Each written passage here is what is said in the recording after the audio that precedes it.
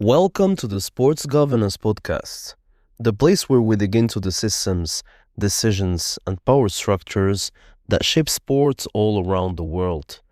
Over the last episodes, we discussed many dimensions of sport: governance, human rights, economics, politics, international relations, and the way sport organizations operate. But before discussing how sport is governed, how it generates money, and how it influences society, there is maybe an even more fundamental question. Why do we even care about sports? Because when you think about it, sports is quite strange. A football match, for example, in the simplest terms possible, is 22 players trying to move a ball into a goal. A race is people trying to cross a line faster than others. The Olympics are built around people jumping higher, running faster, or throwing objects further. And yet, these moments can stop entire countries. Millions of people celebrate victories they didn't even personally achieve. They cry after defeats in competitions they didn't participate in. They wear jerseys with someone else's name on their back. They travel across the world, spend money, and organize parts of their lives around something often described as just a game. But if sports is just a game, what does it matter so much? Why can a World Cup victory become part of a country's collective memory? Why can a club represent the identity of an entire city? Why do fans naturally say, "We won," when their team wins? In this episode, I want to explore sport from a different perspective. Not as an industry, not as a political tool, and not only as an entertainment, but as a cultural and social phenomenon.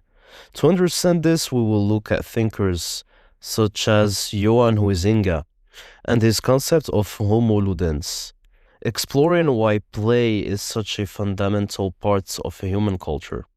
Then we will discuss how games transform into communities, how symbols and rituals create belonging, and how traditions around sports are built and transmitted across generations. Because maybe the reason sport matters isn't because kicking a ball, winning a medal, or lifting a trophy is objectively important. Maybe sport matters because we collectively decided that it does. And through that shared belief, games become stories, athletes become symbols, and sporting moments become part of who we are. Let's break it down.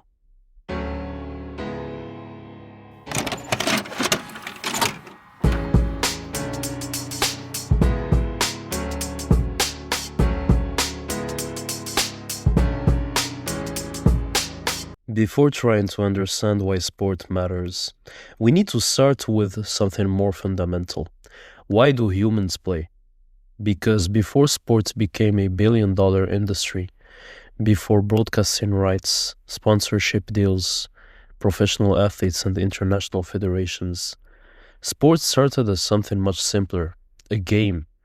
And historically, games have always been parts of human societies. This idea was famously explored by Dutch historian Johan Huizinga in his 1938 book Homo Ludens, a study of the play element in culture. And the title is interesting. Throughout history, humans have often been described through different concepts. For example, Homo sapiens, the thinking human. The idea that what defines us is our capacity for reason and our intelligence. Or Homo faber, the making human. The idea that humans are characterized by our ability to create tools and transform the world around us.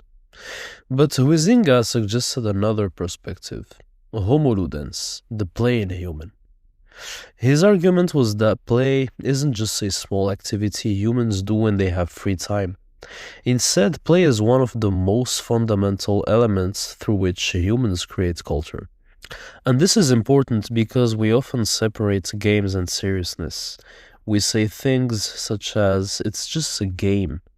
But when you actually look at human behavior, we rarely treat games as just games. A child playing a game takes it seriously. A chess player takes a match seriously. A football player takes a final seriously. And millions of people watching that final also experience it very seriously. Of course, everyone understands that the game exists in a different reality. We know that scoring a goal doesn't physically change the world. We know that a trophy is just an object. But within the context of sports, these things gain meaning. And this is one of Huizinga's most important ideas. Play creates a separate space with its own rules and its own reality. Think about a football stadium. Outside the stadium, kicking a ball into a net means almost nothing. But inside this specific space, during 90 minutes, under those agreed rules, that same action can create happiness, sadness, memories, and emotions for millions of people. The same physical action completely changes meaning depending on the cultural context around it. The rules create the game creates the experience, and the experience creates the meaning. This is why sport is fascinating. Because sport shows something very human, our ability to collectively believe in something, and through that shared belief, makes it important. Because sport shows something very human, our ability to collectively believe in something, and through that shared belief, make it important. The final of the World Cup isn't naturally meaningful. The humans made it meaningful. A gold medal isn't naturally different from any other piece of metal. Humans created the stories, traditions, and emotions attached to it. And this ability to transform play into meaning is the first step in understanding why sports became such a powerful part of society. But this creates another question. If games create meaning, how does that meaning move beyond the individuals? How does my personal enjoyment of a sport become a shared identity between thousands or even millions of people? To understand that, we need to look at sports not only as a play, but as a cultural experience that connects people together. Because when we think about sports, we usually focus on the competition, the score, the results, who wins and who loses. But when we look deeper, sports isn't only about what happens during the game, it's everything humans build around the game. Think about attending a football match. The experience doesn't start when the referee blows the whistle. It starts before, wearing your team's colors, walk into the stadium, singing the same songs as thousands of other people, recognizing the same symbols, sharing the same expectations. And this is where sports becomes more than an individual activity. It becomes a collective experience. A stadium, for example, isn't only a physical structure made of concrete and seats. It's a place where people gather, repeat behaviors, create memories, and share emotions. In many ways, sporting events function through rituals. And this idea connects with the work of sociologist Emile Durkheim, who studied how societies create unity through shared practices and collective experiences. Durkheim was mainly studying religion and social life, not modern sports specifically, but many scholars have applied similar ideas to understand why sporting events create such powerful emotions. Because many elements of sport look like rituals. The national anthem before an international game, the opening ceremony of the Olympic Games, the chants repeated by fans every weekend, the celebration of trophies, the stories transmitted from one generation of supporters to another. All these elements create a sense of belonging. And what is interesting is that the meaning of these symbols doesn't come from the object itself. A jersey is just a piece of clothing. A flag is just a piece of fabric. A trophy is just a physical object. But through shared experiences, these objects become symbols. They represent memories, communities, and identities. For example, when supporters look at their club's colors, they don't only see colors, they see childhood memories, They see family traditions, they see important victories, painful defeats, and moments they share with others. The symbol becomes powerful because of the meaning people attach to it. And this is why sports can create such intense emotions. Because people aren't just reacting to what happens on the field, they are reacting to everything that the game represents. The match becomes connected to personal stories and collective memories. And this helps explain why two people who have never met before can immediately feel connected when they support the same team. They share the same symbols, they understand the same references, they remember the same moments, they belong to the same imagined community. And this brings us to maybe one of the most fascinating aspects of sports: how a game becomes part of who we are. How supporting a team, a club, or a country becomes connected to identity.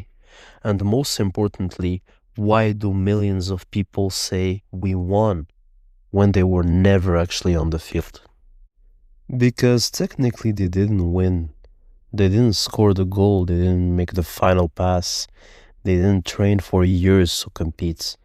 And yet, after a major victory, millions of people around the world naturally say, we won. Not they won, we won. And this small difference in language actually tells us something very important about the social role of sports. Because sports creates identification. People don't simply watch athletes perform, they connect those performances to something bigger: a community, a city, a country, or a shared identity. To understand this, we can look at the final political scientist Benedict Anderson and his famous concept of imagined communities. Anderson was studying nationalism and how nations are created. His argument was that a nation is imagined because members of even the smallest nation will never know most people of the people who belong to it. You will never meet every person from your country. You will never personally know millions of strangers who share the same nationality, and yet you can still feel connected to them. Why? Because people share symbols, stories, memories, and experiences that create a sense of belonging. And sport is one of the clearest examples of this process. During a World Cup, millions of people who have never met suddenly experience the same emotions at the same time. They wear the same colors, they celebrate the same goals, they suffer through the same defeats. For a short period of time, individual differences become secondary because people see themselves as parts of a larger collective. The athlete becomes more than an athlete. The athlete becomes a representation of the group. A national team doesn't only represent 11 players on a football field, it represents history, culture, a collective identity. This is why sporting moments often become parts of national memories. People remember where they were when an important victory happened. They remember who they watched the game with. They remember how they felt. The sporting result becomes attached to their own personal story. And this doesn't only happen with countries, it happens with clubs as well. Many football clubs are deeply connected to cities, regions, social groups, or local identities. Supporting a club is often inherited. A parent introduces their child to a team. They go to the stadium together, they share memories, and slowly supporting that team becomes part of someone's identity. The club becomes a connection between generations. This explains why changing teams feels almost impossible for many supporters, because they don't experience support as a simple customer choice. You can't change the brand of phone you buy, you can't change the restaurant you go to, but for many people, changing the club they support feels like abandoning a part of themselves. Because sports isn't only entertainment. Entertainment is something we consume. Identity is something we belong to. And this is where the power of sports comes from. Sport transforms individual spectators into collective communities. It creates a we. But this leads to another question. How do these identities survive over time? How can a club, a competition, or a sporting event maintain emotional power across decades or even generations? To understand that, we need to look at another concept: tradition. Because one of the fascinating aspects of sports is that it creates a relationship between the present and the past. A supporter today can feel connected to a player from 50 years ago. A young athlete can dream about winning the same competition as their childhood heroes. A fan can enter the stadium and feel connected to generations of people who stood in the same place before. Sports creates continuity. But where do these traditions actually come from? This question connects with the work of historians Eric Hobsbawm and Terence Ranger in their book The Invention of Tradition. Their argument was that many practices we consider ancient or natural are actually much more recent than we imagine. Traditions aren't only things that survive from the past. Sometimes they are actively created. They are repeated practices that use symbols, rituals, and stories to create a sense of continuity. And sports is full of these examples. Think about the ceremonies before major sporting events, the presentation of trophies, the songs and chants before games, the rituals supporters repeat every weekend. The stories told about legendary athletes and historical moments. Many of these practices didn't simply appear naturally.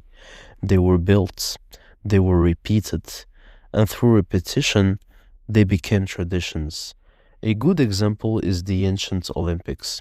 Today, we often associate the Olympics with ancient history and continuity with ancient Greece. And of course, the historical inspiration exists. But the modern Olympic Games are also a modern creation shaped through ceremonies, symbols, and traditions developed over time.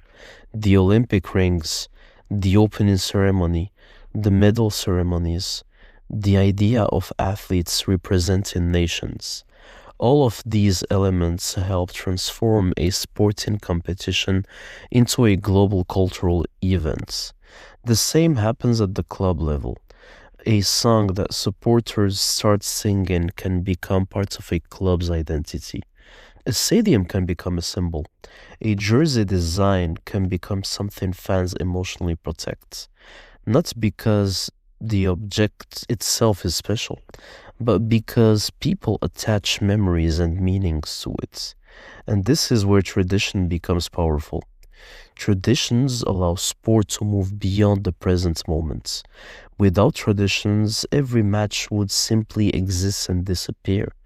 But because humans create stories and narratives around sports, a match becomes part of something bigger. A victory becomes history. A player becomes a legend. A stadium becomes a home. And a competition becomes a heritage. And this is why sport connects generations. Someone can support a team because their grandparents supported that team. Someone can celebrate a victory because they understand the history behind it. Someone can feel emotional about a symbol because they know what that symbol represents. So, in the end, sports isn't powerful only because of what happens during the competition. It's powerful because of everything humans construct around it: the stories, the rituals, the memories, the traditions. And this brings us back to the original question: why do we care about sports? Because objectively, the actions themselves seem simple. A ball crossing a line, someone running faster than someone else, an athlete standing on a podium. But throughout this episode, we have seen that sports isn't powerful because of the physical action alone. Sports is powerful because of the meaning humans create around that action. Through play, Humans create rules and temporary worlds where certain actions become meaningful. Through shared experiences, these games become moments of collective emotion. Through identity, individuals become part of something bigger than themselves. And through traditions, these moments survive across generations. This is why describing sports as just a game doesn't fully capture what sports represents. Because, yes, technically, it's a game, but humans have always used games, stories, rituals, and symbols to create meaning. And sport is one of the clearest examples of this. A trophy matters because we collectively believe it represents achievement. A jersey matters because it represents belonging. A stadium matters because people fill it with memories. And a victory matters because communities attach stories and emotions to it. And once we understand this, we can also better understand why sport has become connected to so many other areas of society. Why governments invest in sports, why international organizations care about sports, why athletes can become cultural figures, why questions about governance, ethics, representation, and fairness become so important. Because sports isn't just separated from society, sport reflects society. The values we celebrate in sports, the conflicts we see in sports, and the emotions we experience through sports tell us something about who we are. And maybe this is the biggest paradox. Sport matters precisely because in the beginning it doesn't have to matter. Nobody forces millions and billions of people around the world to care about a goal, a race, or a competition. But we do. We create meaning. We share that meaning with others. And over time, these games become part of our culture, our communities, and sometimes even our identities. So maybe the question isn't really why does sport matter? Maybe the better question is what does the fact that sport matters so much tell us about ourselves? If you enjoyed this episode and want to help shape the next ones, let me know in the comments what topics you would like explored. You were listening to the Sports Governance Podcast by Yuns Fidadi. Thank you for tuning in. Until next time.